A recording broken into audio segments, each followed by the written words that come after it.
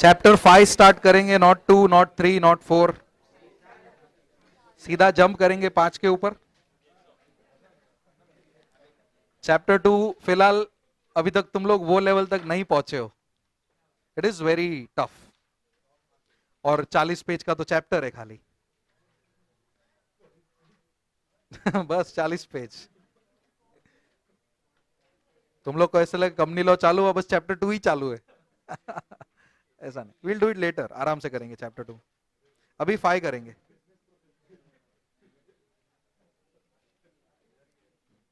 क्या है page number, क्या है चार्जेस? 88 पे भाई, it is on page number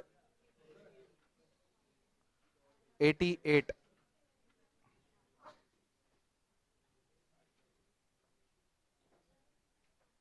चलो ध्यान दो। लोन के बारे में तो सभी को पता ही होगा। अगर तुम्हें लोन चाहिए तो what are the other things you need to do while borrowing loan from bank? Security देना पड़ता है, द मेन थिंग। बिना सिक्योरिटी के loan, unless and until it is personal loan, personal loan में कोई सिक्योरिटी देना नहीं पड़ता, right? But if it is other than personal loan, हमेशा कुछ ना कुछ सिक्योरिटी रखना पड़ता है, तब जाके अपने को लोन मिलता है। For example, if you take 4 wheeler, a car on loan, तो सिक्योरिटी कार ही है।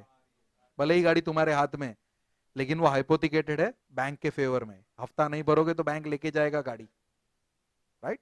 सो whenever we take loan we need to provide some security. Company भी तो लोन ले सकती है ना? कंपनी भी लोन लेती है अपनी रिक्वायरमेंट्स के लिए, कंपनी भी सिक्योरिटी देती है। हाँ, एसेट, असेट्स रखती है, ठीक है? Security is nothing but the assets. मेरे को अगर लोन चाहिए, लेटर से मेरा एक लैंड, पीस ऑफ लैंड है वहां पे which is costing around 2 crore, और मेरे को लोन चाहिए 1 करोड़ का, तो क्या वो 2 करोड़ का लैंड मैं गिरवी रख सकता हूँ? हाँ या ना? तो 2 करोड़ के लैंड के ऊपर मुझे लोन मिलेगा कि नहीं मिलेगा? इस प्रोसेस को चार्जेस कहा जाता है। मैं समझाता हूं क्या है, बट जब लोन के बदले सिक्योरिटी दिया जाता है तभी ही ये कॉन्सेप्ट इवॉल्व होता है, दैट इज चार्जेस। और चार्ज, वॉट एवर यू से, चार्जेस मतलब वो खर्चे वाला चार्जेस मत सोचना, ठीक है? ना ही फोन का charges. There are 3-4 words meanings for charges, right? एक तो तुम्हारा कॉस्ट वाला, by what are your charges, like that way. Then mobile phone का चार्ज, वो भी, राइट? एक तुम्हारा इंटरनल चार्ज, वो भी, I am charged up today. Now see what happens when charges is,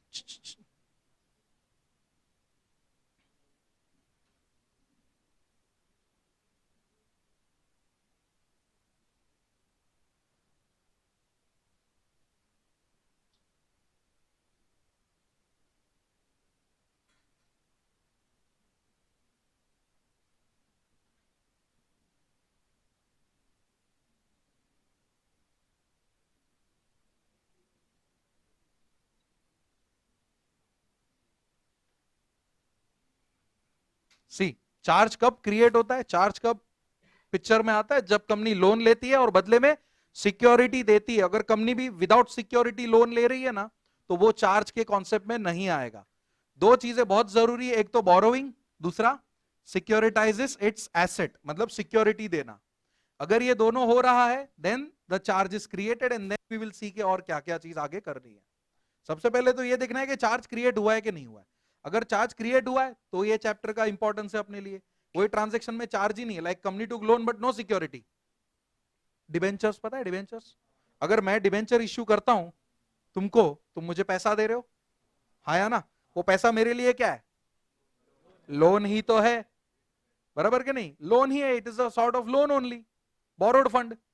अगर मैं अनसिक्योर्ड डिबेंचर इश्यू करता, सपोज अनसिक्योर्ड, तो चार्ज होता? क्यों नहीं होता? क्योंकि अनसिक्योर्ड का मतलब क्या होता है? कोई सिक्योरिटी ही नहीं है। सिक्योर्ड होता तो चार्ज होता। That means the charge is created, and if the charge is created we have to see what further things are required. तो पहले तो ये देखना है कि चार्ज क्रिएट हुआ है कि नहीं हुआ है। कैसे पता चलेगा? दो चीजों से, लोन प्लस सिक्योरिटी। अगर ये दोनों है तो चार्ज है। फिर चाहे सिक्योरिटी कैसा भी हो, मूवेबल इमूवेबल कैसा भी हो, सिक्योरिटी सिक्योरिटी होता है, ठीक है? राइट नाउ ये तो बेसिक सा मीनिंग हो गया। अगर कोई बोले, कोई कंपनी बोले कि there is a charge created among us, तो उसका मतलब क्या होता है? कोई ऐसा इंग्लिश में बोले तो उसको बोलना, सीधा सीधा बोलना लोन लेके बैठा है। सो अगर चार्ज दिखता है तो सीधा मन में आना चाहिए there is a loan being taken by the company, कैसा लोन है क्या है वो मैटर नहीं करता, बराबर। अभी loan is nothing but a kind of asset, गिरवी रखा है यहाँ पे। गिरवी रखने को इंग्लिश में क्या कहते हैं? सिर्फ मॉर्गेज कहते हैं, प्लेज भी कहते हैं और हाइपोथिकेशन भी कहते हैं। There are three things, okay, ध्यान से सुनना, तीनों के बीच का डिफरेंस बताता हूं।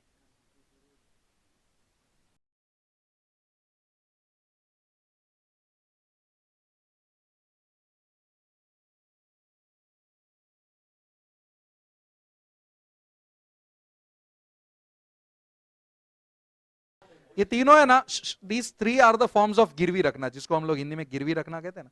हम लोग ने आज तक ऐसे ही सुना था गिरवी मतलब mortgage, but not all the time गिरवी मतलब मॉर्गेज होता है। Sometimes it is called as hypothecation as well, sometimes it is called as pledge as well, okay. अभी तीनों में डिफरेंस क्या है, ध्यान से सुनना। सबसे पहले तो कौन से ट्रांजेक्शन में कैसा प्रॉपर्टी यूज होता है, ओके, टाइप ऑफ प्रॉपर्टी कौन सा रहता है। तो मॉर्गेज में इमूवेबल रहेगा, हाइपोथिकेशन और प्लेज में मूवेबल रहता है। और तीनों के जरिए मैं क्या ले रहा हूं, any of the transaction what I am securing is loan. मैं लोन तो ले ही रहा हूं, बस फॉर्म्स आर डिफरेंट यहां पे, ठीक है। तो एक तो प्रॉपर्टी कौन सा रखा है यहां पे, मॉर्गेज में मैंने इमूवेबल प्रॉपर्टी रखा होगा गिरवी, हाइपोथिकेशन और प्लेज में मैंने मूवेबल प्रॉपर्टी रखा होगा, ठीक है। अभी इस प्रॉपर्टी का पोजेशन किसके पास रहेगा, वही किसमें किसके पास रहेगा। इन मॉर्गेज में हमेशा बोरोवर के पास रहेगा, बराबर। हाइपोथिकेशन में भी बोरोवर के पास, प्लेज में लेंडर के पास रहेगा। जो तुमने सिक्योरिटी दिया है ना, वो किसके पास रहेगा, लेंडर के पास, वो अपने पास रखेगा वो सिक्योरिटी। हाँ, लेंडर मतलब जिसने लोन दिया है उसके पास। हाइपोथिकेशन और प्लेज, लेटेस्ट एग्जांपल दे देता हूं, तुम लोग क्लियर कट समझ जाओगे कि मैं क्या बोल रहा हूं। होम लोन समझ गए, लास्ट हफ्ता भरने पे घर मिलता है क्या, घर में जाने नहीं ना, घर में घुस जाते हो, मतलब पोजेशन, सी पोजेशन तो तुम्हारे पास है ना, घर में रहते हो एंड मंथली मंथली इंस्टॉलमेंट भरते जाते हो। सो पोजेशन बोरोवर के पास आया कि नहीं आया, राइट, तो होम लोन हो गया। नेक्स्ट आता है कार लोन हो गया। गाड़ी का भी सेम लॉजिक हुआ ना, देखो कार मूवेबल प्रॉपर्टी है, गाड़ी लोन पे लेते हो तो गाड़ी तुम्हें ही मिलता है ना, कि पहले बैंक घुमाता है, फिर जब पूरा पैसा भर दोगे फिर तुम्हें देता है, नहीं। But here the good example will be gold loan. Muthoot finance पता है, सोना दो पैसा लो, घर में हो सोना काय को रोना, अक्षय कुमार आता है ऐड देने के लिए, पता है कि, right. So in that case if you are taking gold loan, the gold is into the hands of lender and he gives you the money. So इस ट्रांजेक्शन को क्या कहते हैं, pledge. So here comes the point, चाहे company mortgage करे, चाहे company hypothecation करे या प्लेज करे, तीनों में लोन है। और अगर तीनों में लोन है तो तीनों में क्या है, चार्ज क्रिएट हुआ है। So charge can be created in any of this form, why, because in any of the form there is a loan, right. Asset अलग है तो क्या हुआ, एसेट तो है। इधर क्या बोला है, सिक्योरिटाइज इट्स एसेट, ऐसा बोला है, मूवेबल या इमूवेबल नहीं, किसी भी तरह का एसेट हो चार्ज चार्ज होता है। इतना समझा सब लोग को, पक्का। तो टाइप्स पे जाते हैं, there are two types of charge, okay, ठीक है। तुम लोग को बुक में दिख ही रहा होगा, वो बुक बाद में देखेंगे, अपना पैटर्न उल्टा है, अपन पहले बुक नहीं देखते, पहले समझने का फिर बुक देखने का। सी there are two types,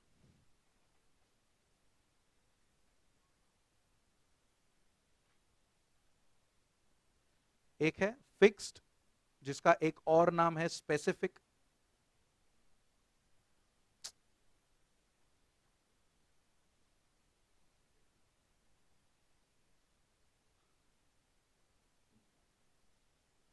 now fixed charge का मतलब क्या, एसेट जो है ना, एसेट फिक्स्ड एसेट है, सिंपल, एसेट जो है वो फिक्स्ड है। एसेट कभी कम ज्यादा ऊपर नीचे ज्यादा कम वो कुछ नहीं होने वाला। Like land, loan on land, land fixed asset है, कभी लैंड बड़ा कभी लैंड छोटा, ऐसा कॉन्ट्रैक्ट एक्सट्रैक्ट होते रहता है, नहीं। So such kind of assets are called as fixed assets, the value remains fixed, right, ठीक है। बट दूसरा चार्ज आता है फ्लोटिंग चार्ज, ठीक है। जो दूसरा चार्ज है यहां पे फ्लोटिंग चार्ज, फ्लोटिंग मतलब क्या, which keeps on fluctuating, loan on क्या, गोल्ड, अरे तोला तो उतना ही रहेगा ना। क्या प्रेरित, ये बात पे मैं प्रेरित नहीं हुआ। फ्लोटिंग चार्ज, से फॉर एग्जांपल मैं फैंस मैन्युफैक्चर करता हूं, right, I am having factory और मैं फैंस बनाता हूं, तो मेरे लिए फैंस क्या है? एसेट। मेरे लिए फैन एसेट है? फैन मेरे लिए एसेट नहीं है भाई, स्टॉक है, स्टॉक, इन्वेंट्री है ना। मैं तो बेच रहा हूं, जो बेचता हूं वो मेरे लिए स्टॉक होता है। स्टॉक में पड़ा है कि नहीं? Stock is an inventory what I sell, okay. And अगर मैंने इसे स्टॉक के ऊपर लोन लिया है तो that kind of charge is called as floating charge. Why? Because मैं स्टॉक खरीदूंगा बेचूंगा, मतलब मैं खरीदूंगा तो नहीं, बनाऊंगा बेचूंगा, बनाऊंगा बेचूंगा, चलता रहेगा, स्टॉक कम ज्यादा होता रहेगा, देखो फ्लोट हो रहा है, हिल रहा है, बराबर के नहीं? So in that case the value keeps on fluctuating, right. तो यहां पे charge is fixed. Example, loan, like loan नहीं लिखता हूं, charge on land and building, बराबर। एग्जाम मशीनरी, ठीक है, वो बुक में वहां पे, यहाँ पे एक ही लिखते हैं अपन, राइट। यहां पे अगर मैंने लैंड पे लोन लिया है, क्या तुम मुझे लैंड बेचने दोगे as a lender? Am I free to deal with the property? In fixed assets am I, sorry fixed charge, am I free to deal with the property? Am I allowed to deal with the property? Where is in floating I was allowed. देखो ना, मैं बेच रहा था, means I was dealing in the property, ठीक है। तो company not allowed to deal with property. और ये इसका तीनों का उल्टा, यहां पे value keeps on fluctuating. Answer में ऊपर नीचे लिखेगा। Example, charge created on stock या डेटर्स। डेटर समझ में आता है? अकाउंट्स में एंट्री किया रहेगा डेटर, सुंदरी डेटर वगैरह। बिल्स रिसीवेबल, इन सब चीजों पे अगर मेरा लोन है ना, तो ये फ्लक्चुएटिंग लोन है। एंड क्या यहां पे मैं free to deal with the property हूं? Yes, company is free. Free म्हणजे allowed to deal with the property. ऐसा ही कुछ है ना वहां पे, तीनों का, सॉरी दोनों का एक्सप्लेनेशन तुम्हें दिख रहा होगा इन जस्ट थियोरेटिकल फॉर्म, बराबर। The value remains fixed. Ascertain, मतलब एसरटेन वर्ड है वहां पे, वैल्यू कैन बी एसरटेन, मतलब क्या, एक वैल्यू फिक्स तुम्हें पता चलेगा वहां पे, राइट। जब स्टॉक कम ज्यादा हो रहा है तो एक फिक्स वैल्यू है तुम्हारे पास नहीं, ठीक है, वहां पे तो प्लस भी हो रहा है, माइनस भी हो रहा है, प्लस भी हो रहा है, माइनस भी हो रहा है, फ्लक्चुएट हो रहा है, ठीक है। एग्जाम्पल, लैंड एंड बिल्डिंग पे लोन लिया, शायद लैंड एंड बिल्डिंग का एग्जाम्पल बुक में भी है। And same way stock, debtors, bills receivable का एग्जाम्पल फ्लोटिंग में तुम्हें दिख जाएगा, है कि नहीं? And last, company is free to deal with the property? No, in case of fix charge it is not, but in case on fluctuating it is allowed. दिया है वहां पे, company is free to deal with the property, है कि नहीं है? बराबर, right. यहां तक कोई डाउट? उसके बाद क्या है टाइप्स के बाद? लास्ट कॉन्सेप्ट, फिर ब्रेक देता हूं। क्रिस्टलाइजेशन ऑफ फ्लोटिंग चार्ज, मतलब ये जो भी है वो फ्लोटिंग के रिलेटेड है। क्रिस्टलाइज का मतलब क्या होता है? हाँ वेरी गुड, कौन बोला? जमाना, फिक्स कर देना, फ्रीज कर देना, that is called to crystallise. अभी जो फ्लक्चुएट हो रहा है, अगर वो जम गया तो क्या बन गया? फिक्स्ड बन गया, that is called crystallisation of floating charge. तो इंग्लिश में क्या हुआ इसका मीनिंग कि when floating charge gets converted into fixed charge is called as crystallization of floating charge। याद रखना, क्या किस में कन्वर्ट हुआ? फ्लोटिंग फिक्स्ड में कन्वर्ट हो गया, तो इसको क्या कहने का? Crystallisation of floating charge. ये कब होता है, क्या होता है वो मैंने बता दिया कि floating gets converted into fixed, that is called crystallisation. But कब होता है? तो we have some 2-3 points over there. When the company goes into liquidation, liquidation में सारे एसेट्स बिकेंगे, सारे पंखे भी बिकेंगे, ऐड करूंगा नए, ऐड करूंगा नए, बनाऊंगा नए। भाई लिक्विडेशन में मैं बिजनेस नहीं कर सकता, मतलब मैन्युफैक्चरिंग वगैरह चालू नहीं रखूंगा, मेरा लिक्विडेशन हो रहा है, वाइंडिंग अप हो रहा है, I need to stop my business activities. So अगर मैं वाइंडिंग अप में जाता हूं, लिक्विडेशन में जाता हूं, तो अभी ये जो फैन का जो स्टॉक था जो प्लस माइनस हो रहा था, एक पर्टिकुलर नंबर ऑफ यूनिट्स पे आके रुक गया होगा, क्रिस्टलाइज हो गया. Same way similar if I stop doing the business only, जब बिजनेस ही नहीं करना है तो वापस नया कोई आएगा.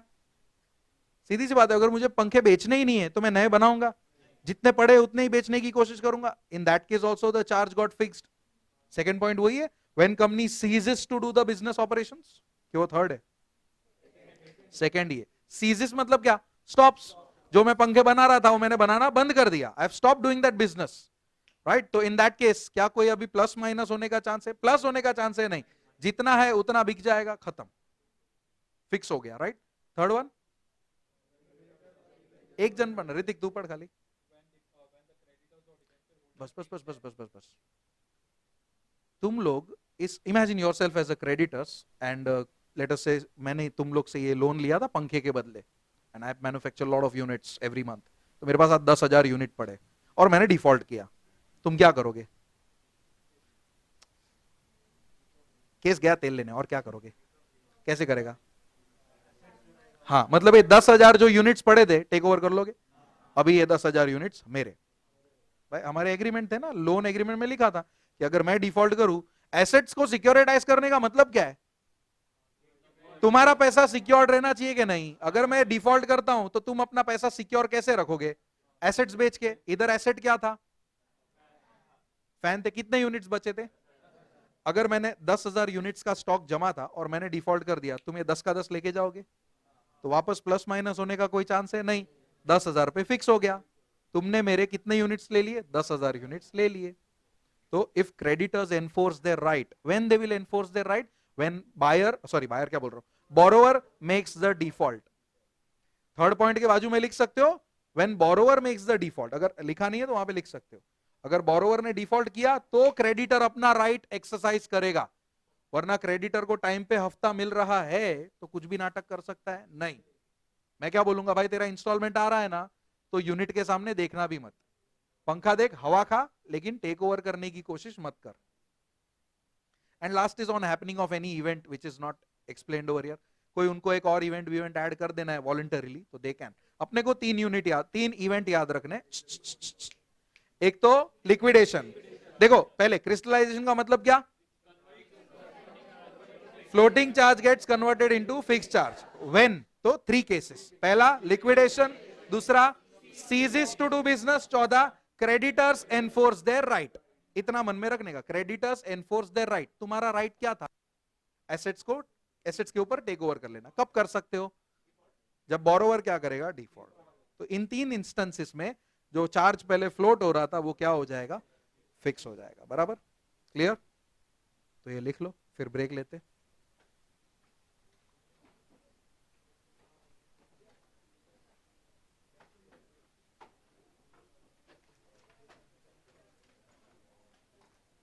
Chapter 5 charges. हेडिंग देना अच्छे से, अभी से लिखेंगे, अभी मोस्टली सब लिखना चालू हो जाएगा. फर्स्ट चैप्टर में तो इतना कुछ है नहीं.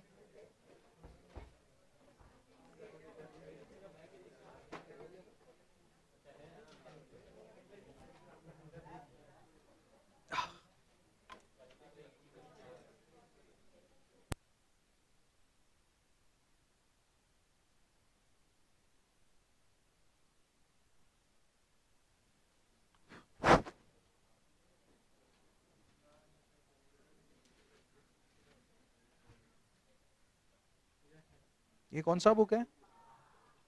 रफ बुक है तो मत लिखो. फेयर बुक बनाओगे उसमें लिखो. अभी फोटो ले लो, कोई लिखेगा ना, उनमें से फोटो ले लेना. ठीक है, 2 बार क्यों मेहनत करने का? राइट. चाहिए तो लिख सकते हो. मैं तो एक जनरल एडवाइस दे रहा हूं, क्योंकि फेयर बुक में वैसे भी कॉपी करोगे ही ना.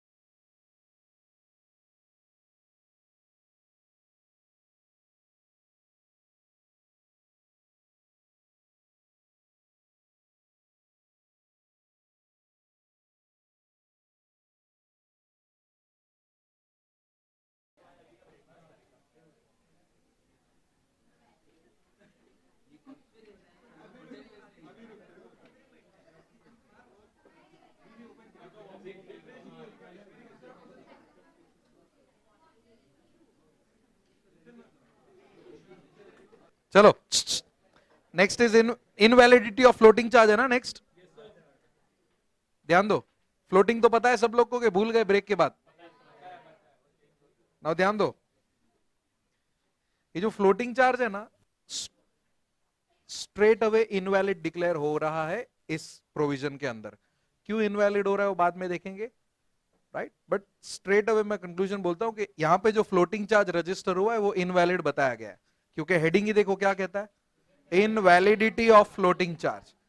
Now look at the diagram here, इसमें ना वाइंडिंग अप जरूरी है। Now let us say this is a date of winding up,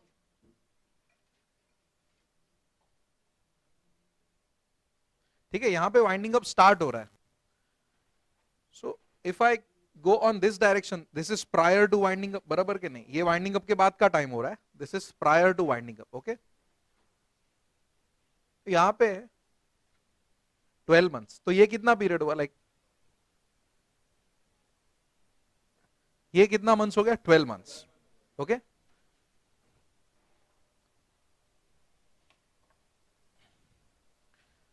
और ये बिफोर 12, आफ्टर नहीं बोल सकता मैं, बराबर।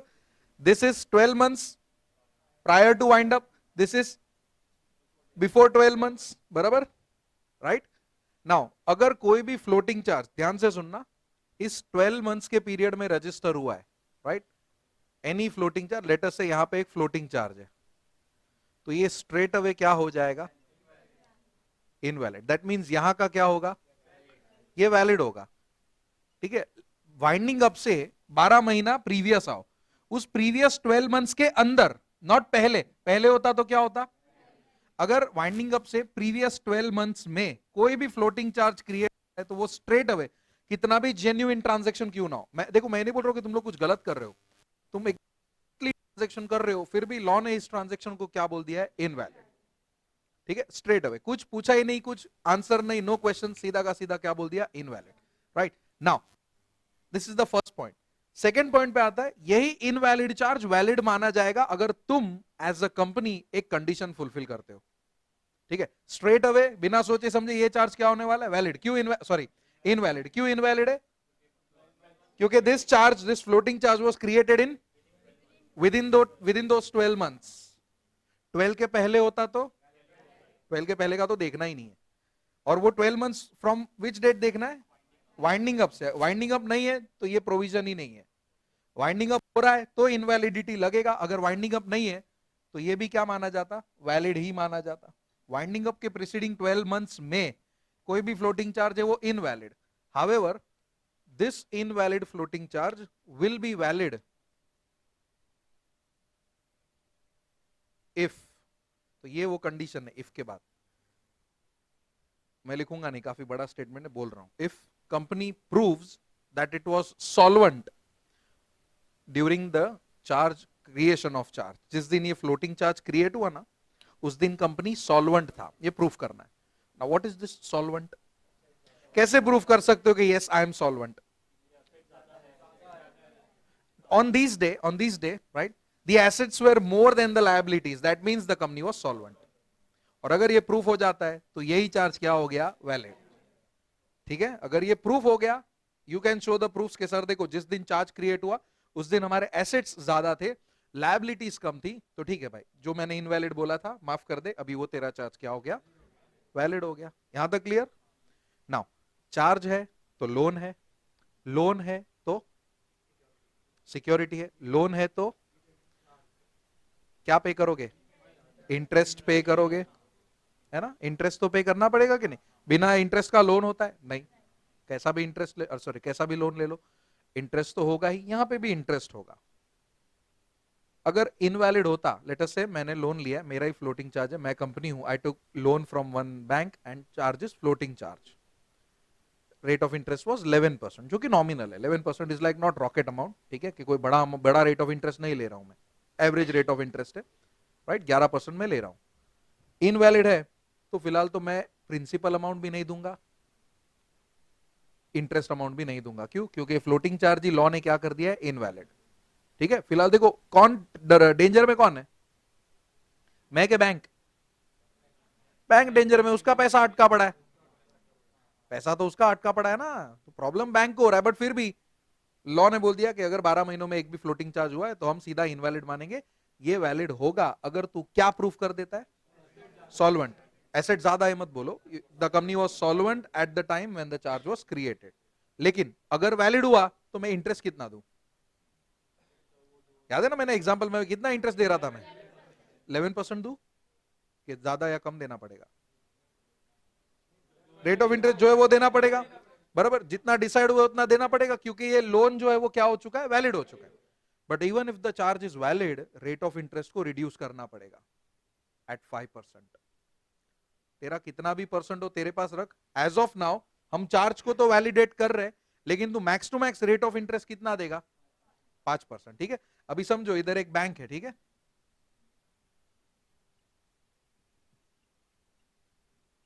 बराबर, आईसीआईसीआई बैंक है, ठीक है।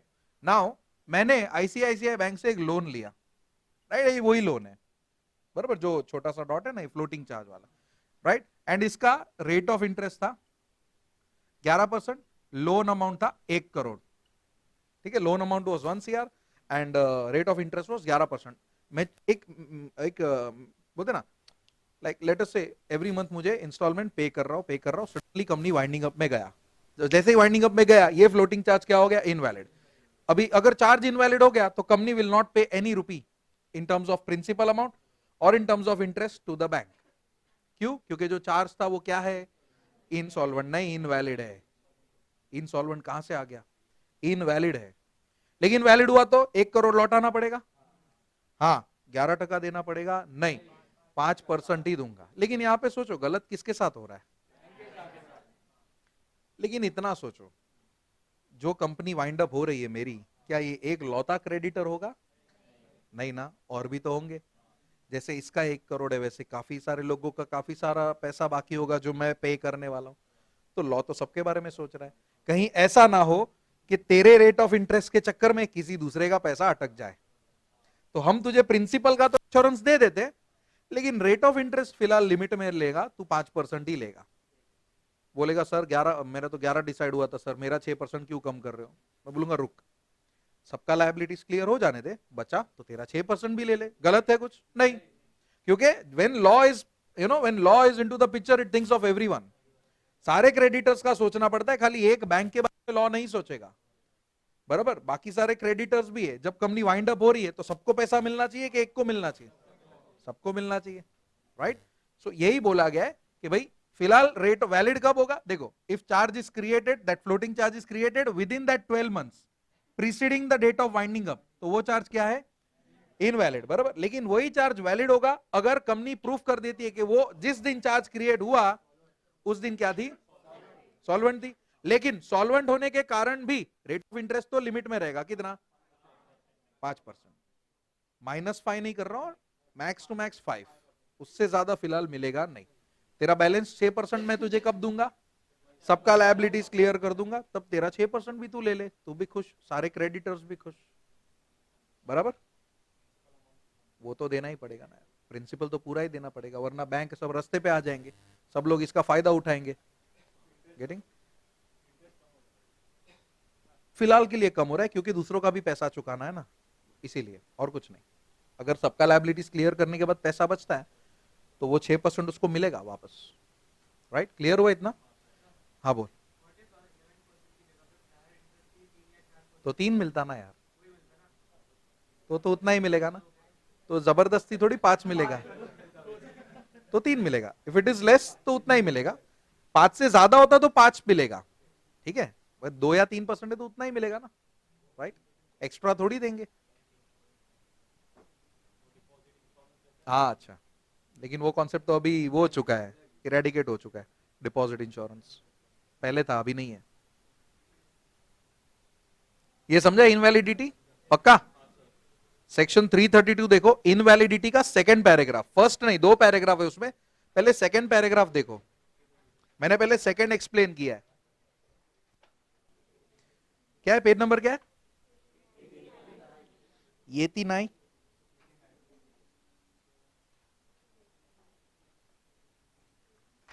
सी सेक्शन 332 में रीड कर रहा हूं, इंग्लिश है, ध्यान से देखना, ठीक है। Provides that a floating charge on the undertakings or property of the company which is created within 12 months immediately preceding the commencement of winding up shall be invalid। खुला बोल दिया क्या, इनवैलिड। वही तो हो रहा है कि इन दोस 12 मंथ्स अगर कोई भी फ्लोटिंग चार्ज क्रिएट हुआ तो वो क्या है, इनवैलिड है, बराबर। आगे, however sorry unless it is proved that company was solvent, मतलब क्या, अगर कंपनी प्रूव कर देती है तो वो क्या हो जाएगा, valid, right. Unless if it is proved that company was solvent immediately after creation of charge, but the charge will be valid only to the amount cash paid to the company। कितना रुपया, 1 करोड़ तक ही valid रहेगा ना, उससे ज्यादा मिलेगा फिलहाल नहीं। And together with interest that amount at 5% per annum or such other rate as may be notified by CG. 13-11 side में रख, अगर सीजी नोटिफाई करेगा 3 तो 3, सीजी बोलेगा 7 तो 7, एज ऑफ नाउ कितना है 5, राइट। तो रेट ऑफ इंटरेस्ट कितना मिलेगा, क्लियर हो गया। सेकंड पैरा जो मैंने बताया। अभी फर्स्ट पैरा क्या है इसमें, राइट। फर्स्ट पैरा ध्यान देना, अ floating charge remains afloat till winding up commences. क्यों, क्योंकि जैसे ही वाइंड अप शुरू हुआ फ्लोट क्या हो जाएगा, फिक्स हो जाएगा। Floating charge remains afloat till the time winding up commences. अभी थोड़ी देर पहले ही देखा हमने, अगर वाइंडिंग अप शुरू हो गया तो क्रिस्टलाइज हो गया, मींस अभी वो फ्लोट नहीं कर रहा। तो फ्लोटिंग चार्ज तब तक फ्लोट है जब तक वाइंड अप शुरू नहीं होता। एक बार वाइंड अप शुरू हो गया, floating became fixed unless it is already crystallised. आ गया पॉइंट आगे। Also floating charge is valid only against unsecured creditors, right, whether in a winding up or liquidation otherwise, but the act prevents unsecured creditor to get priority over other creditors by obtaining liquidation or floating charge when he learns that company is about to occur, company's liquidation is about to occur। यहां पे एक line interesting है, floating charge is valid only against the unsecured creditors। क्यों unsecured, secured वाले तो fixed रहेंगे, right, secured वाले fixed रहेंगे, तो ये फ्लोटिंग चार्ज सबके लिए है। ये भी अनसिक्योर्ड क्रेडिटर है फिलहाल, जिसके साथ मैंने जो मेरे सन्ड्री क्रेडिटर्स है ना, इन शॉर्ट वो भी मेरे अनसिक्योर्ड क्रेडिटर्स है, तो it is valid against everyone. That is the reason मैंने क्या बोला कि पहले सबका पैसा चुका लेने दे, फिर तेरा बैलेंस 6% तुझे मिला वो दे देंगे। कहीं तेरे 11 के चक्कर में किसी का इंटरेस्ट अफेक्ट ना हो जाए। तुझे तो देख तेरा 1 करोड़ तो मिल ही रहा है, तो ज्यादा नाटक मत कर। इंटरेस्ट भी 5% मिल रहा है ना, देख तेरा थोड़ा बहुत तो फायदा करा के दे रहे ना, बस ज्यादा लालची नहीं बनने का। ज्यादा लालची कब बनने का, जब सबका पेट भर गया रहेगा तो बचा हुआ खाने का, बराबर। ये वैसा हिसाब है यहाँ पे। That is invalidity of floating charge. समझा है सबको, पक्का, राइट। नेक्स्ट क्या है, रजिस्ट्रेशन ऑफ चार्जेस। नाउ इससे पहले आरओसी याद है ना, कल आरओसी का मैंने रोल बताया था। कंपनी कुछ भी कामकाज करती है तो आरओसी को इन्फॉर्म करना पड़ता है। And we how do we inform, phone, WhatsApp, email, form वगैरह भर के, ठीक है, application to be made in forms, right. So यहां पे जो चार्ज क्रिएट हुआ है ना, like as a borrower I took loan from bank, company हूं और मैंने सिक्योरिटी दिया तो चार्ज क्रिएट हुआ। नाउ इस चार्ज का इंफॉर्मेशन या इंटीमेशन जो भी बोलना है, मुझे किसको देना है, आरओसी को देना है। I need to register my charge. ROC के पास रिकॉर्ड में होना चाहिए कि कंपनी ने क्या लिया है, लोन लिया है और ये सिक्योरिटी दिया है। तो मैं आरओसी को इन्फॉर्म करूंगा इन दिस प्रोसेस। अभी ध्यान से देखना क्या हो रहा है।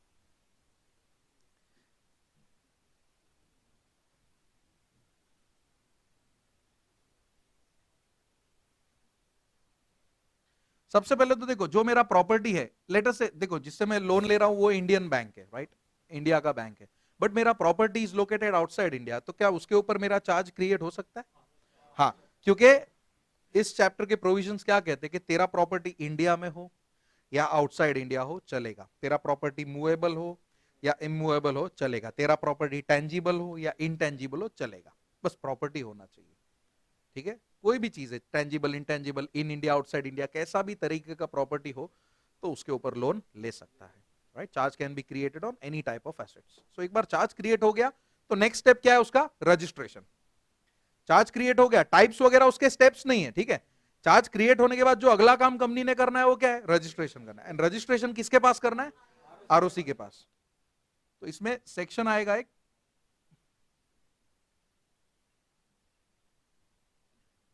रजिस्ट्रेशन ऑफ चार्जेस,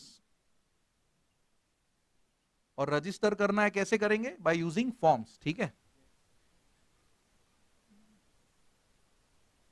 तो ई फॉर्म्स रिक्वायर्ड, मैं यहां पे फर्स्ट पॉइंट ऐसे लिखता हूं कि कौन से फॉर्म्स की जरूरत पड़ेगी तुम लोग को। तो दो फॉर्म है यहां पे, एक आएगा CHG1, दूसरा आएगा CHG9, ठीक है। अभी 1 कभी आएगा और 9 कभी आएगा? 1 आएगा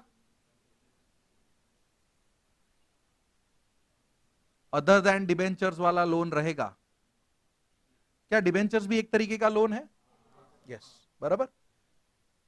लेकिन मैं बैंक लोन ले रहा हूं तो वो अदर देन डिबेंचर हो गया। तो बैंक लोन में जो मैंने चार्ज क्रिएट किया उसका रजिस्ट्रेशन करूंगा मैं कौन से फॉर्म में? और अगर डिबेंचर इश्यू किए तो देखो दोनों का प्रोसेस, मतलब दोनों का रिक्वायरमेंट सेम ही है, पर्पस सेम ही है। क्या है? What is the purpose of this form? Registration. ध्यान से, what is the purpose? Registration. खाली डिपेंड करता है लोन कैसा है। अगर मैंने as a company secured debenture issue किया होता, सिक्योर्ड, क्योंकि अनसिक्योर्ड होता तो चार्ज होता।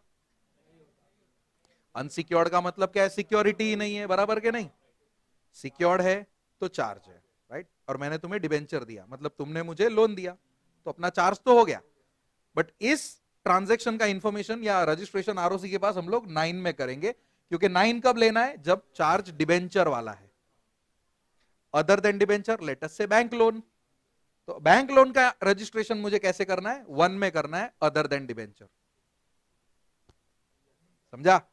If company issue secure debenture, ROC को रजिस्ट्रेशन करना है कि नहीं करना है? कौन सा फॉर्म? CHG9। CHG का गलती से भी फुल फॉर्म मत लिखना, ठीक है। चार्ज 9 मत कर देना, जो है वही रहने देना, राइट। CHG ये लॉ में इसी तरह डिनोट किया गया है, so we have to do it like this only. समझ में आएगा? CHG स्टैंड्स फॉर चार्ज, सबको पता है, राइट। बट फिर भी we have to use like this only, CHG9 and CHG1। 1 कब आएगा? Other than debentures, for example bank loan, likewise. And 9 कब आएगा? ओनली फॉर डिबेंचर्स, कि अगर डिबेंचर इश्यू किया है तो CHG9 में रजिस्टर करना है, राइट।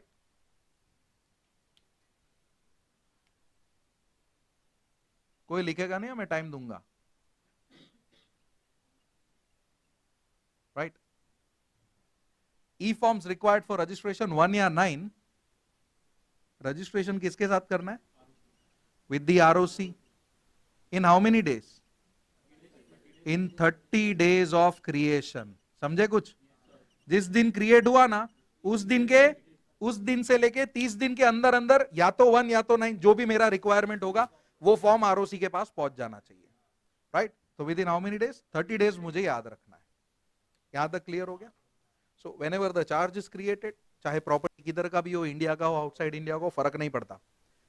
प्रॉपर्टी है, लोन है, चार्ज है, रजिस्ट्रेशन करना कंपलसरी है, नो ऑप्शन, कंपलसरी है। सेक्शन 77 कहता है रजिस्ट्रेशन करने के लिए फॉर्म कौन सा लेना है? 1 इन case of other than debentures, 9 in case of debentures. दोनों पॉसिबल है एक साथ? एक ट्रांजेक्शन में दोनों पॉसिबल है? एक ट्रांजेक्शन में दोनों तो पॉसिबल होने नहीं वाले, या तो 1 लूंगा या तो 9 लूंगा। जो भी मैं ले रहा हूं वो मुझे किसको रजिस्टर करना है? कितने दिनों में? यहां तक क्लियर? व्हाट इफ मैं 30 रजिस्टर नहीं कर पाया? एक्सटेंशन मिलेगा, एक्सटेंशन मिलेगा, ठीक है। तो अभी एक्सटेंशन के बारे में बात करेंगे।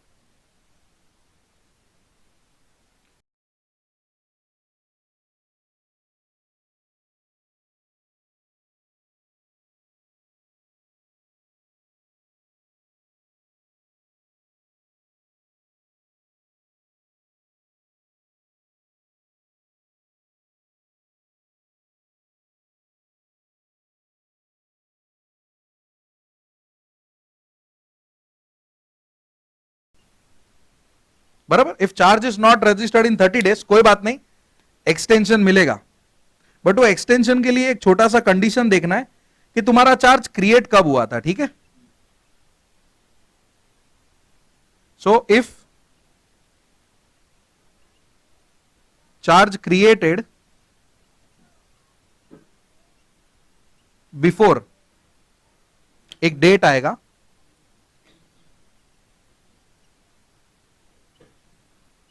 कौन सा डेट है? 2 नवंबर 2018। और यहां पे आएगा if charge created on or after 2 नवंबर 2018। ये क्यों ये मगजमारी हो मैं बाद में बताता हूं, ठीक है? कि ये डेट का इंपॉर्टेंस क्या है वो थोड़ी देर के लिए मत सोचो।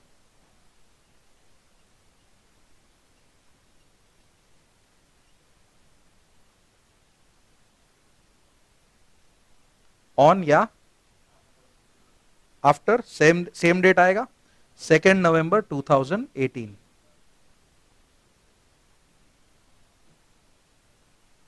ठीक है, 2 नवंबर 2018। अभी देखो 2018 ये डेट को है ना लॉ चेंज हुआ था, ठीक है? जब ये डेट आया ना तभी सेक्शन 77 को अमेंड किया गया था। नाउ जब ये डेट आया उसके पहले भी तो काफी सारे कंपनीज ने चार्ज क्रिएट करके रखे होंगे, तभी पुराना लिमिट था। ये डेट के बाद लिमिट चेंज हो गया। सो फेयर क्या होना चाहिए? पुराने वालों को पुराना लिमिट देना चाहिए कि पुराने वालों को भी नया लिमिट देना चाहिए? फेयर इज पुराने वालों को पुराना लिमिट देना चाहिए, क्योंकि वो लोग को थोड़ी पता था कि बीच में लॉ चेंज हो जाएगा, राइट? इसीलिए ऐसा स्प्लिट करके रखा हुआ है कि if your charge was created before 2 नवंबर, जो पुराना लिमिट था ना हम वही रखने वाले तुम्हारे लिए, we are not changing it.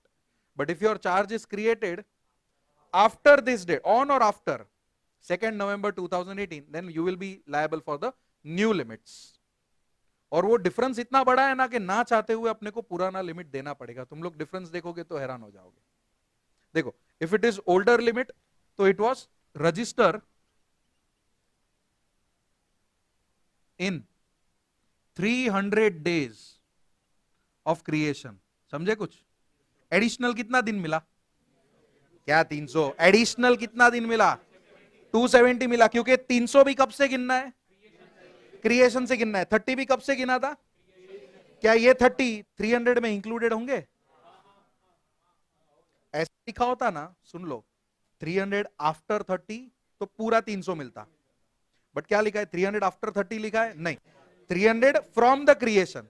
तो जब क्रिएशन हुआ उसका 30 दिन तो ऑलरेडी जा चुका है, तो बचा कितना? तो ये if the charge was created before, बराबर? ये डेट को नया लिमिट आया, तो नया लिमिट था रजिस्टर। दिख रहा है ना सब लोग को?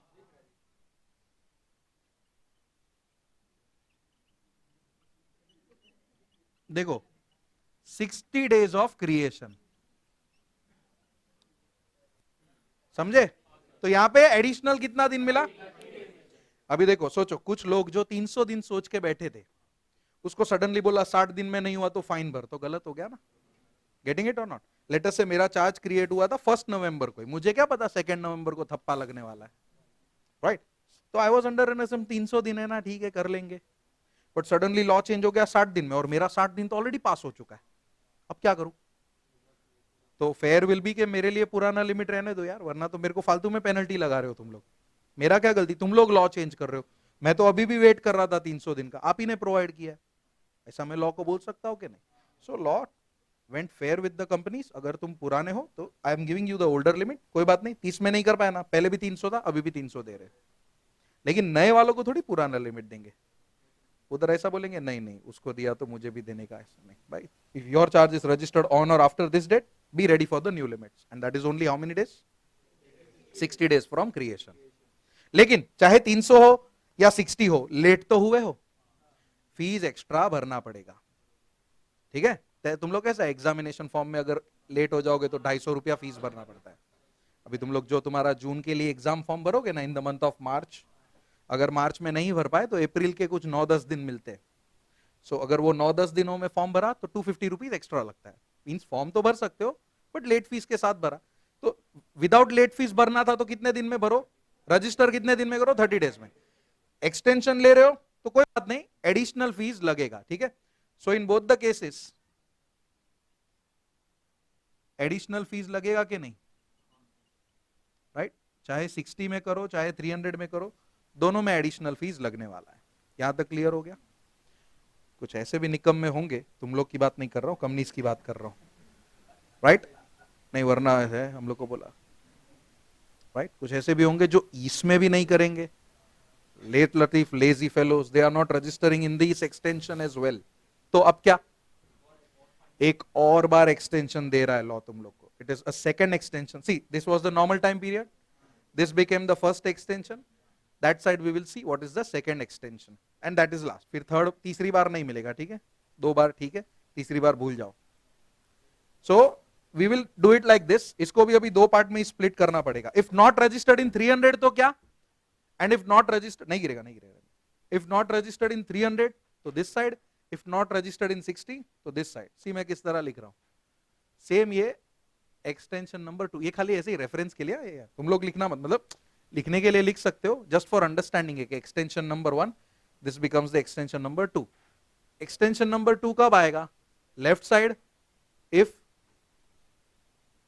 charge is same not registered in how many days?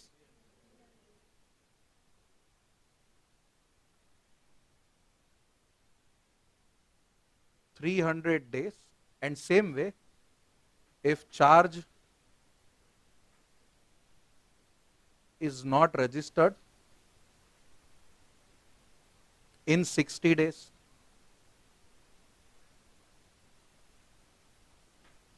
तो ये पहले बता देता हूं, इजी है. Register it with in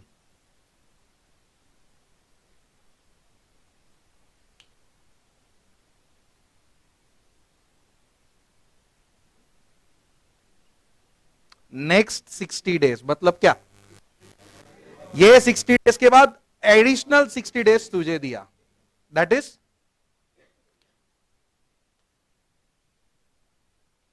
60 days after expiry of previous 60 days. बराबर है ना? तो तुमको यहां पे एडिशनल कितना दिन मिला? फर्स्ट एक्सटेंशन में अगर मिस कर गए, एक और बार तुम्हें क्या मिला? एक्सटेंशन मिला, जो पूरे कितने दिन का मिला?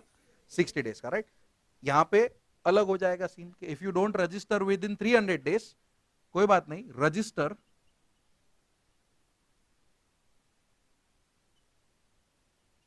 it within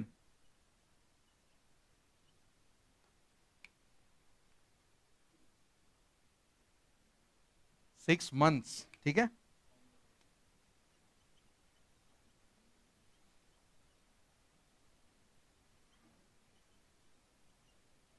सेकेंड नवंबर 2018 से 6 महीना गिनना है, नॉट आफ्टर 300. इधर हमने 60 कब गिना? आफ्टर 60. इधर 300 और सॉरी इधर 6 मंथ्स आफ्टर 300 नहीं है, वो सेकेंड नवंबर से 6 महीना गिनना है. बराबर? I think it will be first में. अगर 6 महीना गिनोगे तो देखो, नवंबर पूरा, नवंबर दिसंबर जैन फेब मार्च अप्रैल और एक दिन मई का, क्योंकि सेकेंड से गिन रहे हैं ना, तो मई का एक दिन ऐड करना पड़ेगा. First May will be the last day. So 6 months is equal to first May 2019. उस दिन तक रजिस्टर हो जाना चाहिए. लेकिन 6 महीना गलती से भी आफ्टर 300 मत लिख. ये 6 आफ्टर 60 है, बट ये 6 मंथ्स आफ्टर 300 नहीं है. अभी जब इधर लेट किया था तो एडिशनल फीस लगा था, तो इधर छोड़ेंगे, इधर भी लगेगा, बट इधर थोड़ा difference. along with additional fees, इधर along with ad valorem fees. अभी ये कौन सा नया फीस आ गया पता है तुम लोगों को? Very good. Fees based on percentage. इतना टका फीस लगेगा, मतलब लोन का अमाउंट ज्यादा तो फीस भी ज्यादा, लोन का अमाउंट कम तो फीस भी कम. That is called ad valorem fees. Fees based on percentage. ठीक है, ad valorem means what? Fees on percentage basis. बराबर? ठीक है, इतना यहां तक क्लियर हो गया? हाँ रुक जा, पहले यहां तक क्लियर हो गया? तेरे अलावा पहले और किसको किसको डाउट है? हाँ बोल. ठीक है, रुक रुक रुक एक मिनट. 1 नवंबर ना, और ईयर 18. ठीक है,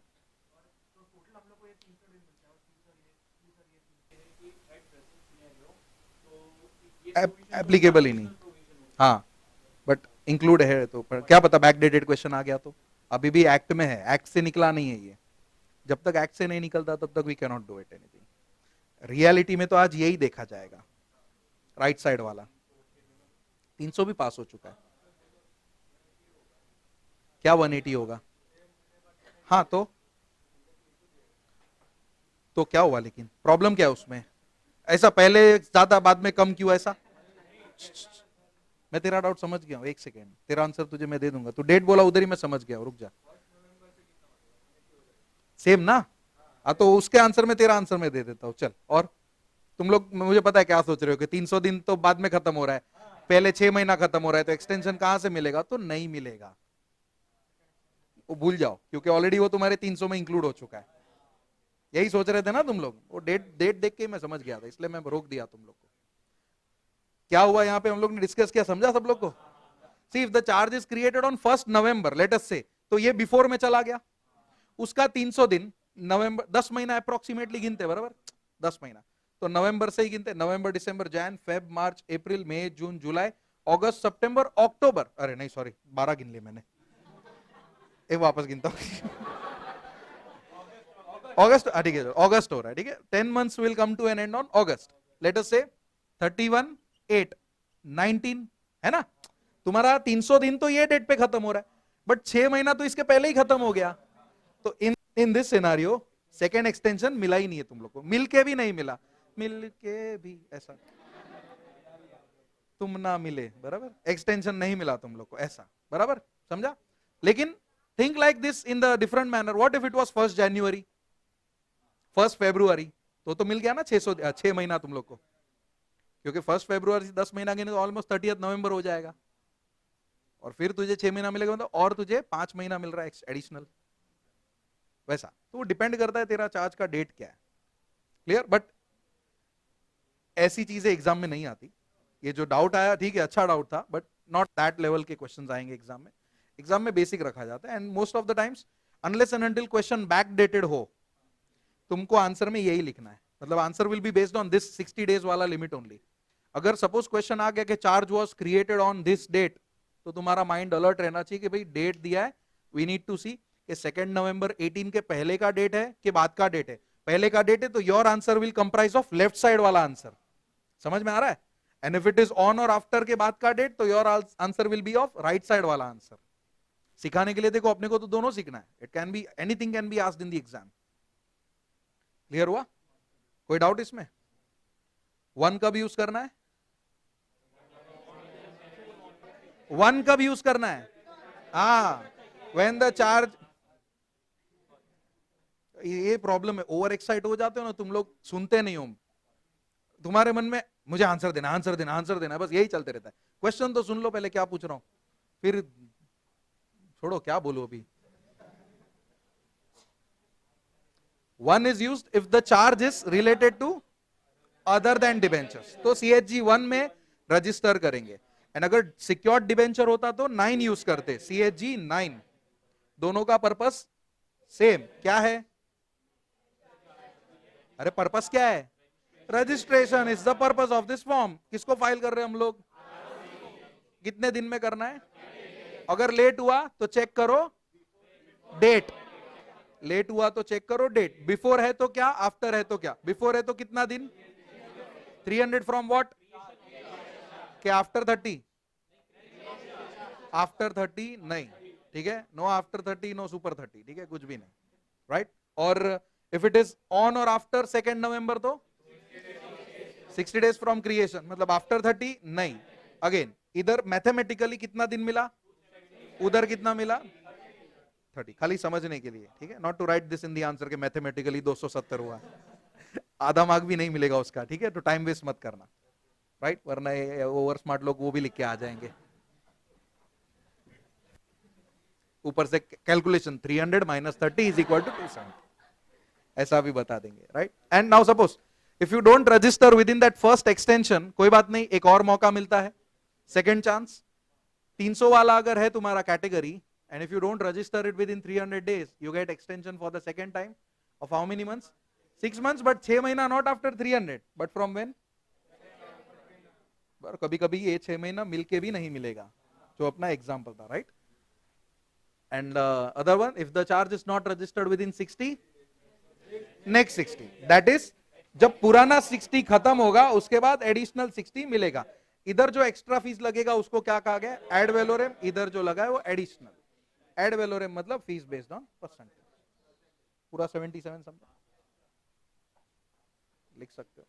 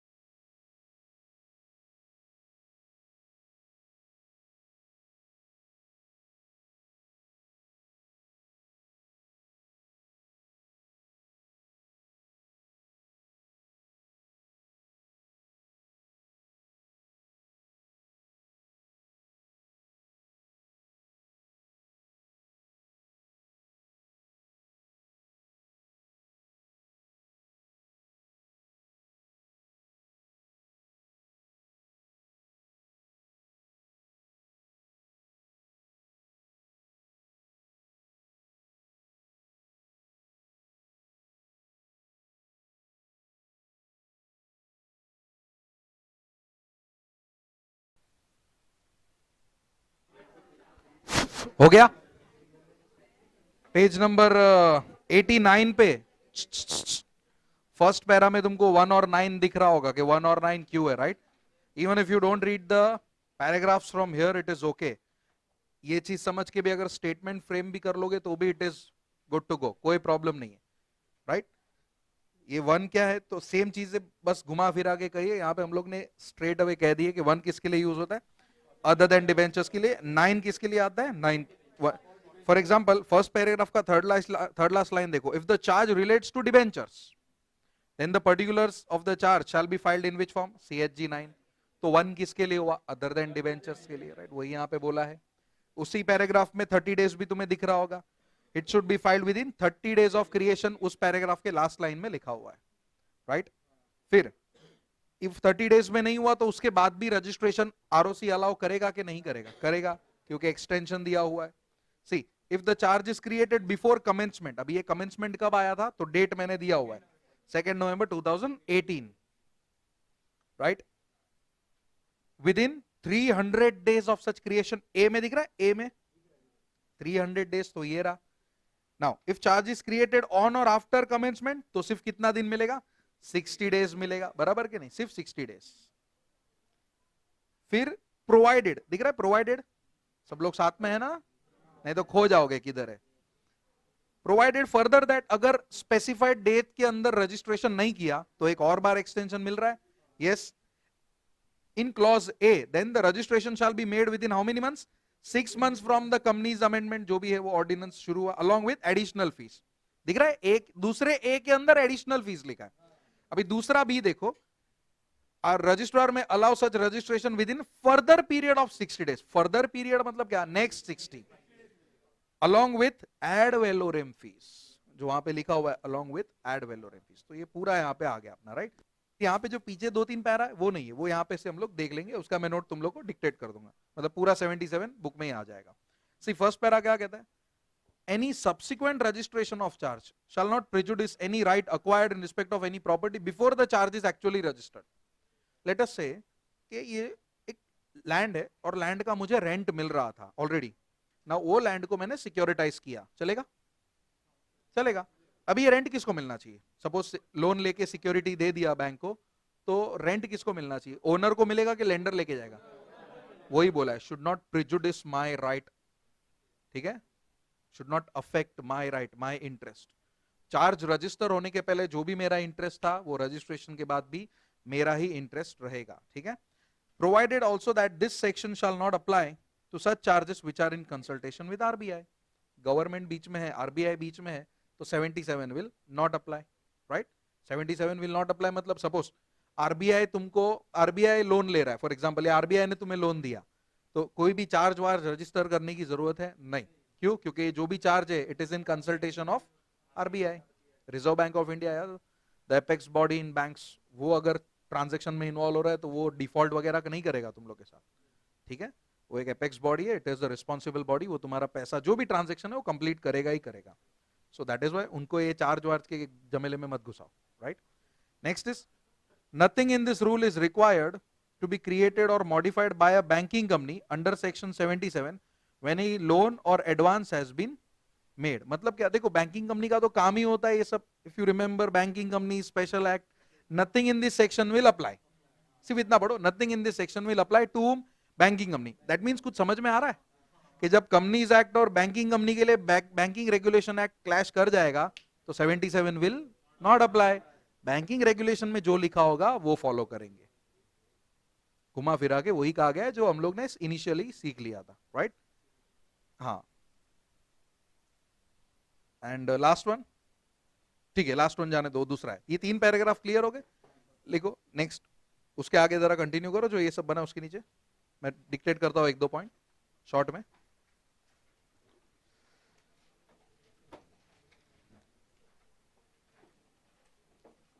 on registration of charge, continue उसी के अंदर next point, same section, next point, like let, if अगर ये फर्स्ट पॉइंट है, ये सेकंड पॉइंट है, ये थर्ड पॉइंट है, तो भी नेक्स्ट पॉइंट वैसा, ठीक है? ऑन, क्या बोला मैंने, on registration of charge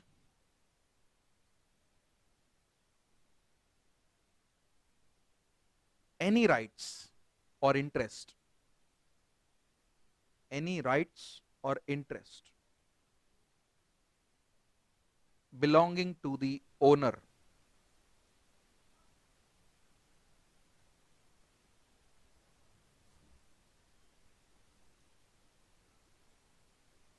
prior to such registration, comma, prior to such registration,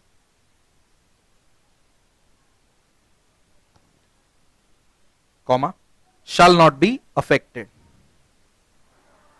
shall not be affected. समझे? कोई भी राइट या interest prior to registration shall not be affected, right? ठीक है, ओनर को ही मिलेगा ना, उसका राइट्स अफेक्ट नहीं होगा, मतलब उसी को मिलेगा.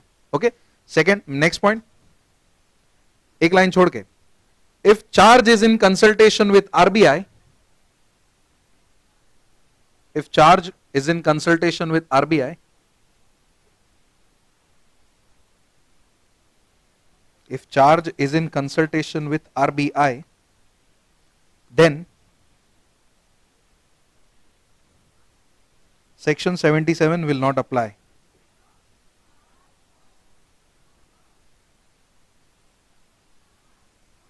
ठीक है, यहां पे 77 होता है खत्म. तो बैंकिंग कंपनी का क्लैश वैश का पॉइंट लिखने की जरूरत नहीं, वो खाली अंडरस्टैंडेबल है, राइट?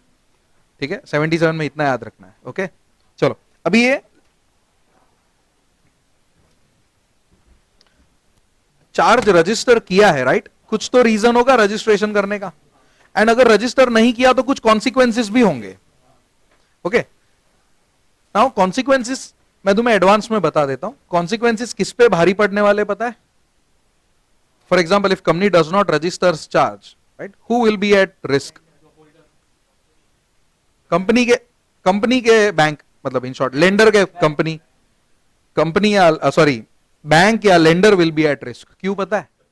अगर चार्ज, देखो लोन सिक्योर्ड है, बट अगर चार्ज रजिस्टर नहीं किया ना और कल को कंपनी डिफॉल्ट कर देती है तो वो बैंक इस एसेट को हाथ भी नहीं लगा सकता. रजिस्टर नहीं किया है तो सोचो रिस्क पे कौन है? बैंक है. कंपनी तो क्या है, पैसा तो ठीक है वैसे भी लौटा नहीं है, बट एसेट को तो हाथ नहीं लगा पाएगा. कंपनी फायदा उठा सकता है इस चीज का. सो एक चांस बैंक को दिया जाता है कि कुछ ऐसी फालतूगिरी कंपनी करेगी कि भाई ठीक है, अगर हम रजिस्टर नहीं करेंगे हम थोड़ा फाइन भर देंगे, क्यों 1 करोड़ का एसेट दाव पे लगा देने का. Anybody will think like this. So ऐसा ना हो इसलिए एक चांस लेंडर को दिया जाता है कि तू रजिस्टर कर, कोई बात नहीं, तू अप्लाई कर, एप्लीकेशन कर रजिस्ट्रेशन के लिए. कंपनी नहीं कर रहा ना गिवन टाइम, देख लेंडर को गिवन टाइम तक तो वेट करना ही पड़ेगा, क्योंकि उसके पहले वो नाच नहीं सकता, नहीं कर रहा है नहीं कर रहा है. कंपनी क्या बोलेगा, भाई टाइम बाकी है, शांति रख. बराबर के नहीं, राइट? जैसे कि 5:15 बजे अगर छोड़ना है, तुम 4:30 बजे ही नाचने लगोगे, मैं क्या बोलूंगा, टाइम बाकी है. 5:15 का 5 भी सोएगा तो तुम्हारा धक धक बढ़ने लगेगा कि यार क्या कर रहा है क्या कर रहा है. फिर ट्रेन दिखेगा, एम इंडिकेटर दिखेगा तुम लोग को, अरे हाँ ट्रेन जा रहा है ट्रेन जा रहा है. 5:10 बराबर, राइट? तो सुनो यहाँ पे, हाँ अरे ट्रेन को मारो गोली, यहाँ पॉइंट पे आओ. If the company does not register the charge, risk किसके ऊपर है? लेंडर के ऊपर है, बिकॉज लेंडर उस एसेट को हाथ भी नहीं लगा सकता. बेचना तो दूर की बात है, हाथ भी नहीं लगा सकता, राइट? सो एक ऑप्शन लेंडर को दिया जाता है कि लेंडर तू जा सीधा किसके पास? आरओसी के पास, और जाके बोल कि मैंने कंपनी के साथ ऐसा ऐसा ट्रांजेक्शन किया है, but company with in the time limit charge register नहीं किया है. कंपनी को एक नोटिस भेजेगा मस्त अच्छे हैंडराइटिंग में. फिर उस नोटिस का फीडबैक देना जरूरी है. फीडबैक ढंग का नहीं दिया तो आरओसी खुद ब खुद क्या कर देगा? चार्ज रजिस्टर कर देगा, क्योंकि आरओसी लेंडर का नुकसान नहीं होने देगा. लॉ हमेशा विन विन सिचुएशन पे चलता है. अगर यहां पे कंपनी ने रजिस्टर नहीं किया तो लॉ में लिखा गया the consequences will be that the lender can not sell the property. This is the consequence in case of default. तो सिंस वो प्रॉपर्टी को यूज कर सके इन टाइम्स ऑफ डिफॉल्ट, इसीलिए वो खुद पहले किसके पास चला जाएगा? आरओसी के पास, and he will explain the whole scenario to the ROC. And on being satisfied, ROC direct register नहीं करेगा, पहले कंपनी को नोटिस भेजेगा, भाई क्या सीन है पता, राइट? 14 दिन का टाइम पीरियड देगा आरओसी. कितने दिन का? 14 डेज में या तो कंपनी को रजिस्टर कर लेना है, या तो रिप्लाई कर देना है कि क्यों रजिस्टर नहीं कर रहा है। कुछ तो रीजन होगा ना रजिस्टर नहीं करने का। सो सेटिस्फैक्टरी रीजन देना है तो दे 14 दिन में, या तो 14 दिन में क्या कर, रजिस्टर कर। अगर दोनों में से कंपनी ने कुछ भी नहीं किया तो 14 दिन के बाद आरओसी ऑटोमेटिकली रजिस्टर कर देगा बिना फॉर्म भरे। आरओसी को फॉर्म, खुद को थोड़ी वो फॉर्म भरेगा, बराबर। लेंडर खाली एक राइटिंग में एप्लीकेशन देगा आरओसी को कि सर ऐसा ऐसा हुआ है, right, and based on this ROC will send notice company जिसको रजिस्टर करना था बट किया नहीं। कितने दिन का टाइम पीरियड दिया है? 14 डेज का। 14 डेज में क्या कर, या तो रजिस्टर कर दे या तो रिप्लाई दे दे क्यों रजिस्टर नहीं कर रहा है। दोनों में से एक तो करना है। नहीं किया तो 14 दिन के बाद आरओसी खुद क्या कर देगा, रजिस्टर। सेक्शन 78 जो वो पैराग्राफ है, if you see that column के ऊपर का एक पैराग्राफ है ना, देखो जरा रीड करके इंग्लिश में,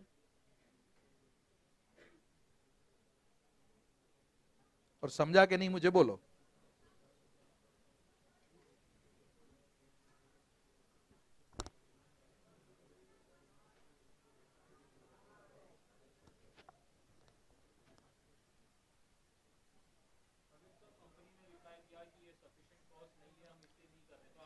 तो नहीं करेगा। ROC should be satisfied with the feedback given by the company.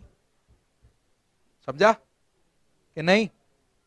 लिखो सेक्शन 78। सेक्शन 78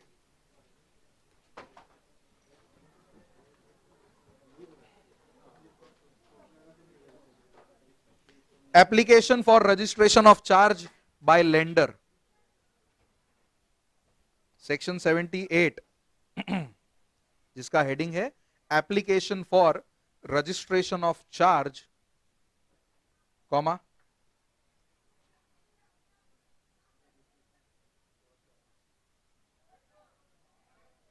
ठीक है, बाय हुम, बाय लेंडर। ठीक है, कौन एप्लीकेशन कर रहा है? तो लेंडर कर रहा है, क्योंकि कंपनी किस में एप्लीकेशन करता है? 77 में। लेंडर किस में करेगा? 78 में। लिखो, if company does not registers the charge, if company does not registers the charge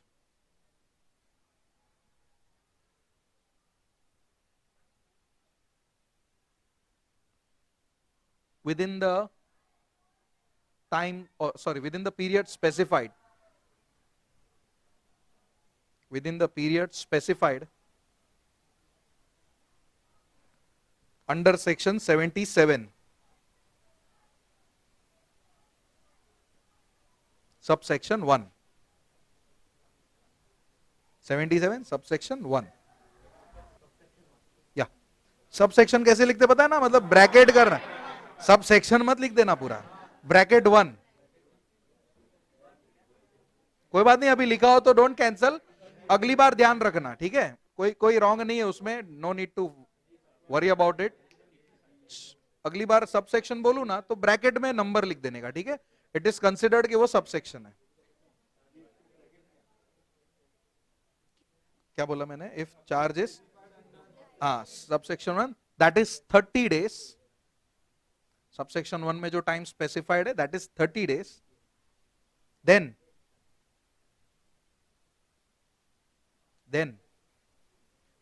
the lender may make an application, then the lender may make an application to ROC for registering the charge, to ROC for registering the charge. Next para.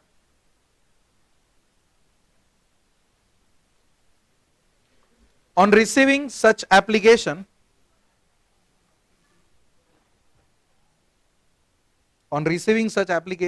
ROC will send notice to such company. ROC will send notice to such company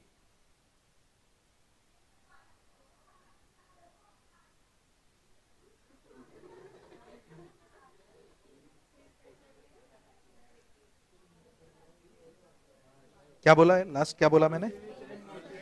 notice to the company seeking reply or registration, seeking SEEKING, seeking reply or registration in 14 days. In 14 days. Full stop, continue. However, if company fails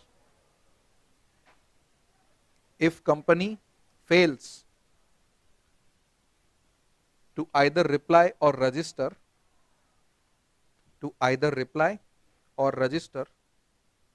comma,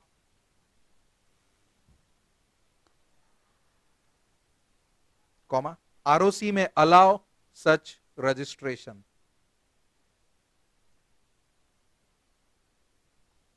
ROC में allow such registration.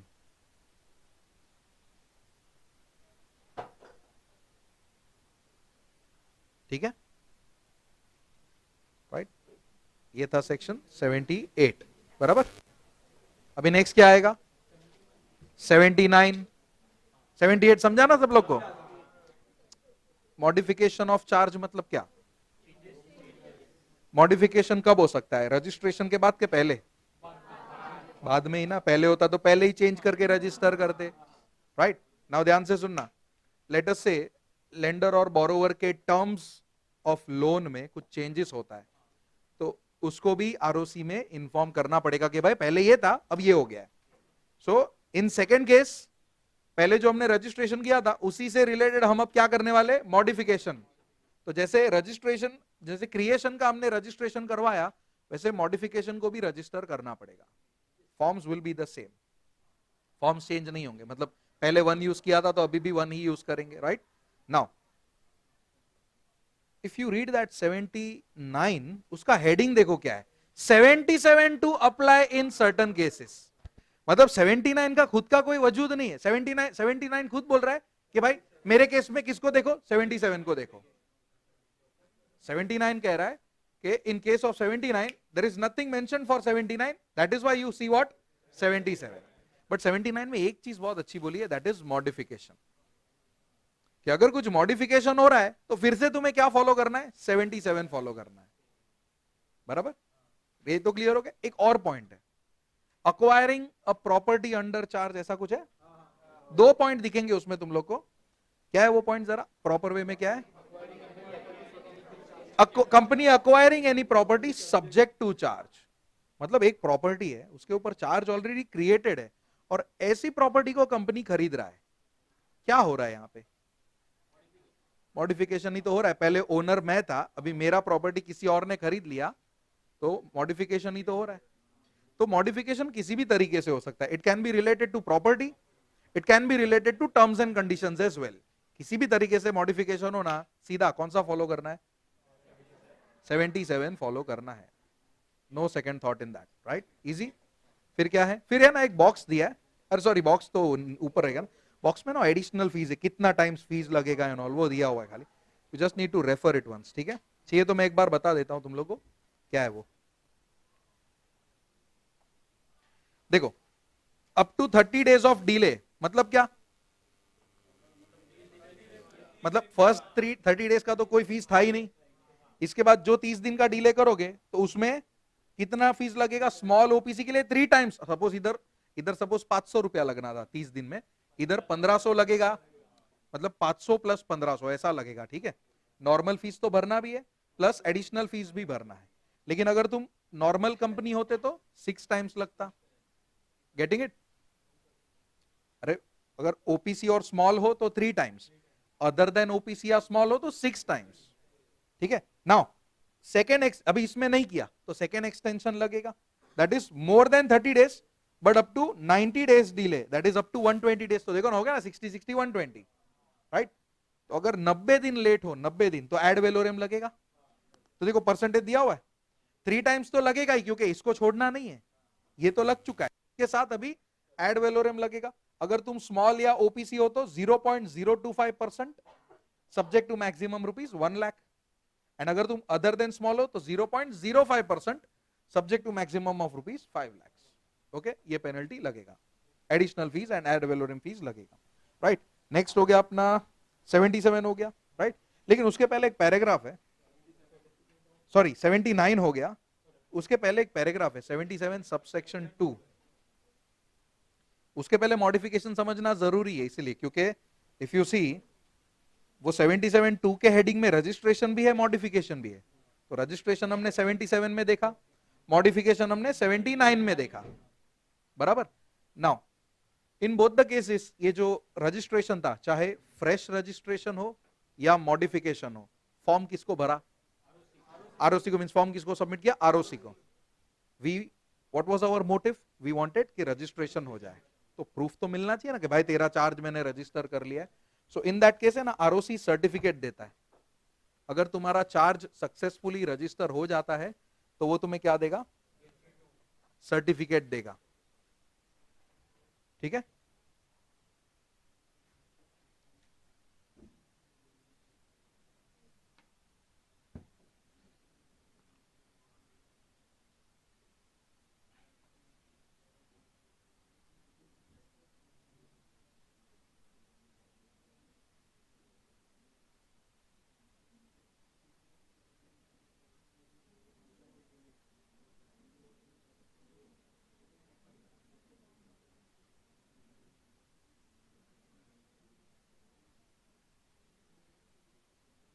देखो, registration जब किया था हमने ROC को, ठीक है, तो आरओसी अगर हमारा रजिस्ट्रेशन सक्सेसफुली हो जाता है तो आरओसी ना अपने को एक सर्टिफिकेट देगा, and certificate will be in form CHG2,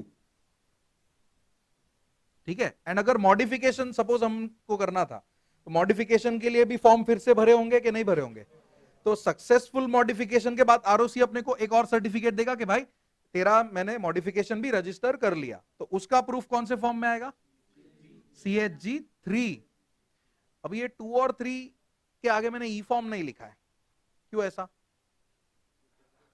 ये फिजिकल है, फिजिकल मतलब it is a format. Physical as in आएगा तो इलेक्ट्रॉनिकली ही, बट पेपर फॉर्म में रहेगा, ठीक है, प्रिंटेड रहेगा, टाइप्ड रहेगा, राइट। इलेक्ट्रॉनिक फॉर्म नहीं होगा वो। तो कैसे डिफरेंस समझ में आएगा कि सर अभी मैं तुम लोग को बोल दूं CHG 1 2 3 9, how can you identify कि ये ई फॉर्म है कि फॉर्मेट वाला फॉर्म है? आइडेंटिफाई कैसे करोगे? समझा मेरा क्वेश्चन? कि अगर मैं तुमको ये चारों फॉर्म एक साथ लिख के देता हूं, जैसे कि सी, नहीं वो तो टफ हो जाएगा ना, कितने सारे फॉर्म्स आएंगे यार, कैसे याद रखेगा? सिर्फ एक चैप्टर के बारे में नहीं बोल रहा हूं मैं, ऑल ओवर सब्जेक्ट के बारे में कैसे याद रखेगा? समझ, इधर तो 2 फॉर्म है तो इजीली याद रख लेगा, उसमें प्रॉब्लम नहीं है। But when you are dealing with the whole subject, you are going to see across 50 forms on an average. मैंने गिने तो नहीं है, बट इतने 50 to 60 फॉर्म्स आएंगे। तो कैसे रहेगा कि ये आपसी में फाइल हो रहा है, कि ये फॉर्मेट है, मींस ये ई फॉर्म है कि ये फॉर्मेट है, कैसे पता चलता है? तो उसका एक छोटा सा ध्यान रखना पड़ता है अपने को, दैट इज स्टेटमेंट आजू बाजू में देखने का क्या लिखा है। To be filed, to be submitted, ऐसे कुछ वर्ड आए ना, टू आरओसी, वो भी जरूरी है। To be filed with the company रहा तो नहीं, to be filed with the ROC, to be submitted to the ROC, तो वो हमेशा फॉर्म ई फॉर्म रहेगा, क्योंकि आरओसी को तुम फिजिकल में कुछ भी नहीं दे सकते। आरओसी को जो भी फॉर्म देना है ना, ऑनलाइन ही देना पड़ेगा। जैसे तुम्हारा रजिस्ट्रेशन तुमने फिजिकल किया नहीं, ऑनलाइन इलेक्ट्रॉनिक किया ना, राइट। स्कैन वैन करके सब डॉक्यूमेंट्स अटैच किए होंगे तुम लोग ने, राइट। तुम्हारा 12th का marksheet and so on, scan करके अटैच किया ना। फिजिकली फॉर्म भर के कुरियर किया इधर जॉली मेकर में जाके, नहीं। तो that is called electronic filing. तो आरओसी में भी तुम्हें कोई भी फॉर्म भरना है ना, कहीं पे भी स्टेटमेंट के आजू बाजू में लिखा है ना फाइल विद द आरओसी या सबमिट टू आरओसी, तो हमेशा याद रखना वो क्या होगा? ई फॉर्म होगा। इधर देखो ये पैराग्राफ में जहां पे 2 3 लिखा है, किधर भी फाइल वगैरह नहीं लिखा होगा, और वहां पे तो बाय आरओसी लिखा है। ई फॉर्म कब होगा? जब टू आरओसी लिखा होगा तो ही वो ई फॉर्म होगा। अगर देखो सबमिट, अभी सेंट बाय आरओसी आएगा, तो बाय आरओसी, आरओसी अपने को ई फॉर्म नहीं देने वाला है, आरओसी अपने को एक फिजिकल फॉर्मेट में सर्टिफिकेट देने वाला है, बराबर। रुक जा क्या? हाँ, यस। और इन रिटर्न वो एक फिजिकल सर्टिफिकेट देगा जो आएगा इलेक्ट्रॉनिकली, बट कहने के लिए वो फिजिकल होगा, ठीक है। क्लियर इतना? अभी तो नहीं, बट थोड़ा वंस वी प्रोग्रेस मैं तुम्हें कुछ फॉर्मेट्स भी दिखाऊंगा, मतलब जस्ट फॉर योर अंडरस्टैंडिंग। है देखो इस तरह के फॉर्मेट होता है, मतलब लॉ ने CHG2 बना के रखा है, गवर्नमेंट मतलब जिस मिनिस्ट्री है ना, उसने अपने हिसाब से CHG2 का ड्राफ्ट बना के रखा है। ROC भी उस ड्राफ्ट को चेंज नहीं कर सकता, इसलिए उसको मैं क्या बोलता हूँ, format. And it is not decided by ROC, it is decided by the government कि CHG2 में क्या होना चाहिए, CHG3 में क्या लिखा होना चाहिए, तो वो कोई चेंज नहीं कर सकता। एक एग्जांपल देता हूं, रजिस्टर ऑफ मेंबर, राइट। हर एक कंपनी में मेंबर होते हैं, मेंबर का रजिस्टर मेंटेन करना होता है ना, उस मेंबर की क्या क्या डिटेल्स तुम्हारे रजिस्टर में होनी चाहिए, इसका भी फॉर्म है। इसका मतलब क्या हुआ, कोई भी कंपनी अपनी मर्जी से कोई इंफॉर्मेशन ऐड या सब्ट्रैक्ट कर सकती है? नहीं, जो बोला है वो मेंशन होना चाहिए। ऐड करना है तो कर, सब्ट्रैक्ट कर सकता है क्या? नहीं। फॉर्मेट को ध्यान देना पड़ेगा। आई थिंक उसका फॉर्मेट आता है MBP1। ये कैसा CHG था, उसका MBP1 आता है। MBP और MGT1 मुझे रिकलेक्ट नहीं हो रहा, बट ऐसे कुछ तो एक फॉर्मेट है उसका भी। तो उसमें उस फॉर्मेट के हिसाब से ये बोला है कि जब कंपनी रजिस्टर ऑफ मेंबर बनाती है तो उसमें क्या क्या चीजें मेंशन होनी चाहिए। तो हमेशा याद रखना, फॉर्म के आजू बाजू में क्या ढूंढने का, मोस्टली फाइलिंग होगा, most of the times word होगा फाइलिंग। नहीं हुआ कभी कभी तो सबमिट और make an application to ROC आया ना, मतलब हमेशा याद रखने का वो कौन सा फॉर्म है, ई फॉर्म है। बाय ROC आया तो कुछ भी हो जाए वो फॉर्मेट ही रहेगा। ROC कभी अपने को ई फॉर्म नहीं देगा, ठीक है। ROC अपने को हमेशा फॉर्मेटेड सर्टिफिकेट्स देगा। Clear, right. फिर आगे क्या है, ये समझाना 2 कब मिलेगा। अरे लिख लो, ये तो भूल गए लिखना। Section 77 subsection 2, certificate bye ROC।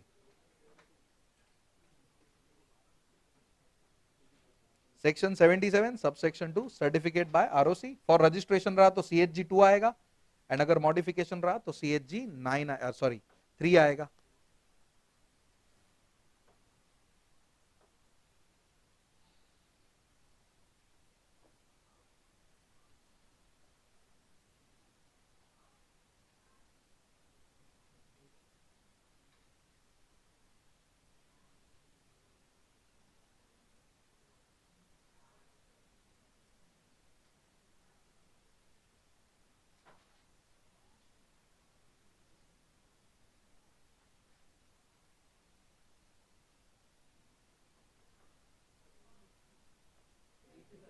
दस minute he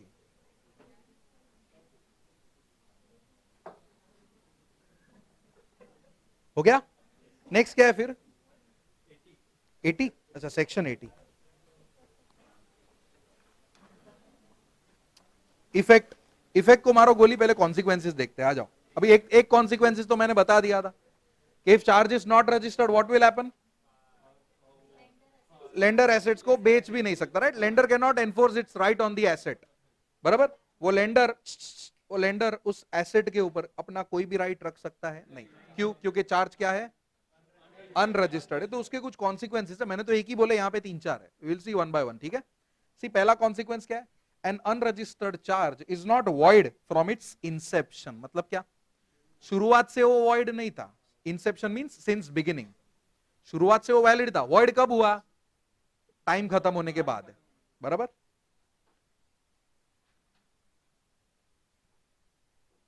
It is not void since inception and it would be enforceable against the company so long it is in going concern। मतलब जब तक कंपनी चल रही है तब तक वो चार्ज कंपनी के लिए वैलिड है। अगर कंपनी वाइंड अप में चली गई तो things are going to change. Second, during liquidation a creditor with an unregistered charge is called as unsecured creditor। ठीक है ना, क्या बात है। Unsecured charge holder, unregistered charge holder को क्या कहा जाता है, अनसिक्योर्ड क्रेडिटर कहा जाता है। Next, the charge will be void against the liquidator और क्रेडिटर। इसका मतलब क्या, जो मैं बता रहा था कि अगर इनके खिलाफ वॉइड हो चुका है तो ये लोग एसेट्स को हाथ नहीं लगा सकते। लिक्विडेटर भी हाथ नहीं लगा सकता, ना ही क्रेडिटर हाथ लगा सकता है, कोई भी हाथ नहीं लगा सकता, राइट। इसका पूरा का पूरा कंट्रोल किसके हाथ में रहेगा, कंपनी के हाथ में ही रहेगा। Why, because charge is not registered. But does this mean कि कंपनी विल नॉट पे द मनी। इंग्लिश बोला, इंग्लिश। इसका यह मतलब हुआ ना कि कंपनी पे भी नहीं करेगी, कि पे करना पड़ेगा, पे तो करना ही पड़ेगा, ठीक है। लेंडर तू प्रॉपर्टी को हाथ नहीं लगा सकता, माना। इसका ये मतलब नहीं कि कंपनी खुले सांड की तरह भटकेगा कि जा मैं पैसा भी नहीं दूंगा, वॉइड हो गया, नहीं, मुझे पैसा तो चुकाना ही पड़ेगा कुछ भी हो जाए, right. That is the reason. आगे देखो क्या लिखा है, but the charge is good against the company, मतलब कंपनी को तो अभी भी उसका जो भी रिक्वायरमेंट है लाइक रीपेमेंट वो पूरा करना पड़ेगा। इसका एक और सिंप्लीफाइड आंसर है, although the security becomes void on non registration but it does not affect the contract or obligation of the company to repay the money. आगे आगे नहीं वो पॉइंट, कंपनी का ऑब्लिगेशन, कंपनी का ड्यूटी क्या है, time to time instalment भरते रहना। इवन चार्ज रजिस्टर नहीं हुआ तो भी भाई तुझे भरना पड़ेगा, बस नुकसान किसका था इधर, अनरजिस्टर्ड में नुकसान किसका था, इसलिए तो 78 बनाया उसके लिए, बराबर के नहीं। एंड कंपनी के ऊपर भी पेनल्टी लग सकता है, पनिशेबल विथ फाइन कम से कम 1 लाख रुपया, विच में एक्सटेंड अप टू 10 लाख रुपया, है कि नहीं। And every officer in default jail भी जाना पड़ सकता है अप टू 6 months, और फाइन कम से कम 25,000 रुपए से लेके 1 लाख रुपए तक, और बोथ ये फाइन लगेगा अगर तुम चार्ज रजिस्टर नहीं करते तो, मतलब जो टाइम लिमिट दिया है ना, और 2 एक्सटेंशन वगैरह सब उसमें कर दो, वरना B ready for the penalty. Okay, फिर भी कुछ लोग होंगे ठीक है 1 लाख ही तो है ना, भर देंगे, जेल है, हाँ ऑफिसर इन डिफॉल्ट पे कम है, बट और बोथ है ना, एंड नहीं है, और है ना, तो वो फाइन भर के भी छूट सकता है। एंड होता ना, एंड तो कंपलसरीली जेल जाना पड़ता, और वाली अभी तू ट्रेन में चेन खींच तो जबरदस्ती थोड़ी जेल में डाल देंगे तुझे, तू फाइन भर के भी निकल सकता है। वैसा जब भी और वाला पेनल्टी होता है ना तो इंप्रिजनमेंट कंपलसरी नहीं होता, ठीक है, लेकिन तू इसको कंपाउंडिंग कहते, तू कंपाउंडिंग का एप्लीकेशन कर सकता है। अगर कोर्ट ने तुझे बोला भी ना कि 1 महीना जेल, तो तू उसको बोल सकता है नहीं सर मैं कंपाउंड करना चाहता हूं, मैं मॉनिटरी फाइन भर के रिहा होना चाहता हूं, क्योंकि ये कोई हीनियस क्राइम नहीं है जिसके लिए जेल जाना जरूरी है, ठीक है, कोई इतना बड़ा क्राइम नहीं हो गया है कि इसको बस आजीवन कारावास में डाल दो।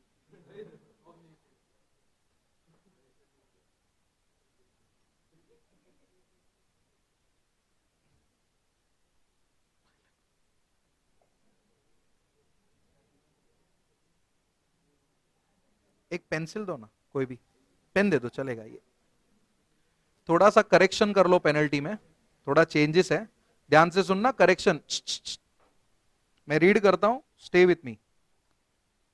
The company shall be punishable with fine, ठीक है, which shall not be less than, not be less than cancel कर दो, 4 वर्ड कैंसिल करने, 1 का क्या कर दो, 1 का 5 कर दो, तो 5 लाख रुपीस,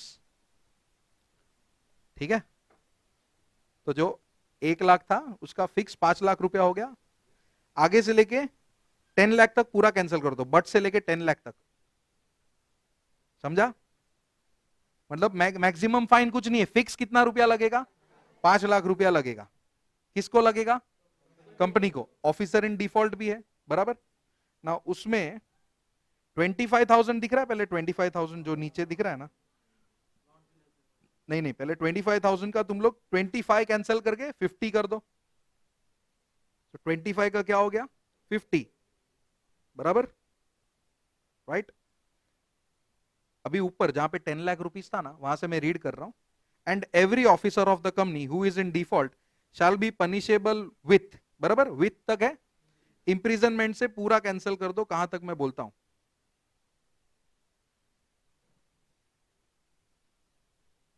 विथ वो धैन तक, 25 जो तुमने कैंसिल किया उसके आगे धैन है ना, धैन पूरा कैंसिल कर दो, मतलब पेनल्टी एकदम सिंप्लीफाई कर दिया है, इसमें ना अमेंडमेंट आया तो अभी तुम लोगों को करा देता हूं मैं, क्या कि देखो सिंपल, कंपनी के ऊपर कितना लाख रुपया लगेगा, 5 लाख, ऑफिसर के ऊपर कितना लगेगा 50,000, दैट्स इट, ठीक है, कंपनी के ऊपर 5 लाख, ऑफिसर इन डिफॉल्ट के ऊपर 50,000, और बीच में एक्सटेंड अप टू 1 लाख नहीं है वापस, वो भी कैंसिल कर देना है, पेंसिल से कैंसिल करना अच्छे से एकदम मस्त, और बाजू में लिख भी देना कंपनी 5 लाख, ओआईडी, ओआईडी मतलब ऑफिसर इन डिफॉल्ट 50,000, नहीं समझा, अगर किसी को नहीं समझा है ना तो एक सिंपल पूरा पैराग्राफ कैंसिल कर दो, penalty is equal to company 5 lakh, OID 50,000। ठीक है, अगर लग रहा है ना क्या मिस हुआ ये हुआ, पूरा कैंसिल स्किप कर दो, सॉरी पूरा पैराग्राफ स्किप कर दो, एंड साइड में जो छोटा सा मार्जिन है देखो मैंने ऐसा लिखा है, दिख रहा है थोड़ा, कंपनी 5 लाख और सी ओआईडी 50,000, वो भी लिख सकते हो, वन एंड द सेम।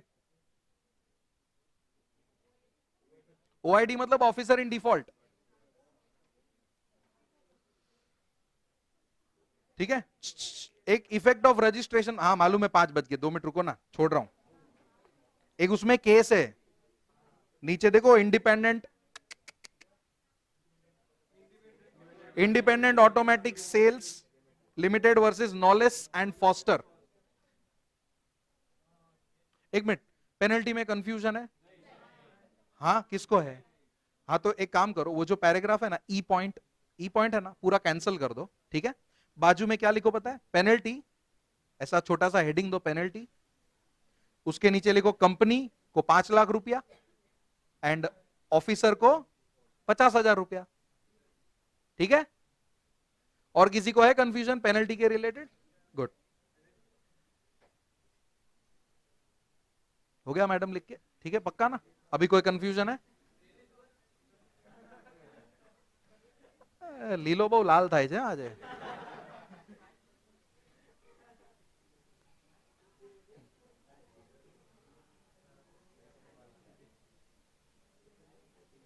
सी उसी के रिलेटेड है, फाइलिंग नॉन फाइलिंग के related. Thus, non-filing of particulars of charge does not invalidate the charge against the company। मतलब कंपनी के लिए तो वो गुड ही रहेगा, गुड मतलब वैलिड ही रहेगा, बराबर के नहीं? हंस क्या रहे हो, लिखा है वैसा, ऐसे सी पॉइंट देख लो, made good against the company. ठीक है, तो तुम लोग के सेकेंड थॉट को साइड में रखो, राइट? सी पॉइंट में देखो क्या लिखा है, charges good against the company, तो यहां पे भी वही बोला है, इट विल नॉट इनवैलिडेट, मतलब गुड है, बराबर? इट इज वॉइड, मैं नहीं छोड़ूंगा, 5:15 बजा दूंगा फिर। मेरा ये बहुत गंदा ट्रैक रिकॉर्ड है कि एंड टाइम पे मैं 10-15 मिनट एक्स्ट्रा कर देता हूं based on the response of students. अगर स्टूडेंट ओवर एक्साइट हो जाते, हाँ नहीं नहीं मेरे nothing is void in my court of law.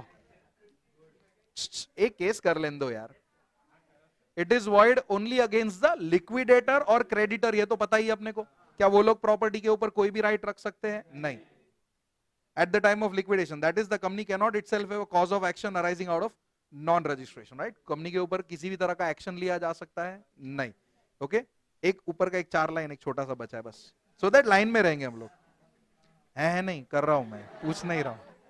Effect of registration, अगर एक बार चार्ज रजिस्टर हो गया ना, सुन लो, खाली सुनना है, it is deemed notice to the whole world.